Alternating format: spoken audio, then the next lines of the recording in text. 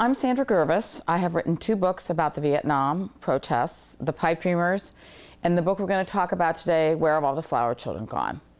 I'm here with Rick Welch, who's going to tell us a little bit about his experiences in Vietnam and Iraq, and we're going to have a conversation about the similarities and differences between the Vietnam War and the Iraq War, and also discuss Rick's experiences in Iraq. What exactly is going on over there? I mean, you were over there, so you can tell us, what are the Iraqi people like? What are they thinking and feeling?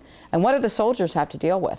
Well, there are a lot of different things going on over there. From my experience, I was a civil military advisor for the commanding general of the 1st Cavalry Division, which was what we called Task Force Baghdad. And our responsibility was to to conduct all the civil military operations going on, which I say is the bridge between the military and the civilian populace. So I did a lot of work with the civilians and the Iraqi government leaders and all the different organizations. But I would say, I know this seems contradicted in the press when you see all the violence, that the Iraqi people are very much a gracious, hospitable people. I mean, if you look at the people at large, they are really wonderful people.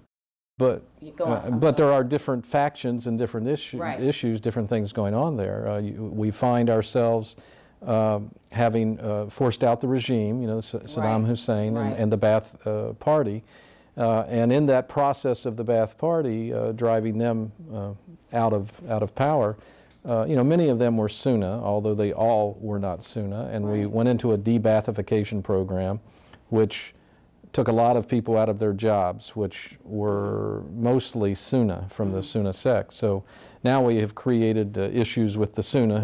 They certainly have some hard feelings about us taking them out of their jobs and their careers. And Iraq, as you know, fought a bitter war against Iran. And a lot of those Sunni who are out of power then saw the Shia come into, they're in the majority, so many of them we supported in the early days after the regime was gone. So we have the Shia asserting their power, and the Kurdish, of course, had always been consolidating in the north, but they saw much greater participation in government. So now we see these 3 groups vying for power, basically, in Iraq, and so there's a lot of tension created there. Then we have Al-Qaeda, who are the real villains of the peace, as far as we're concerned. Who are there stirring, fighting us wherever they can, and you have a lot of influence from the neighbors. You have Iranian influence. They support and export terrorism all over the world, so they're there. They have a vital stake because, again, they fought a bitter war against Iraq, and this is a chance for them to balance the power in the region. So you have all those tensions boiling over right now in the... Do you think we should have gone there in the first place? I know I'm going to ask you 2 specific questions. Do you think we should have gone there in the first place? That's the first question. Well, I remember when the debate was going on about Iraq and the administration was trying to make its case. I would have to say, honestly, I wasn't persuaded that the case was made and we should have gone for the reasons that we did. I think a far better case would have been, and we might have had more support internationally, had we said, look, he is now, Saddam Hussein has now defied UN sanctions for the last 12 years.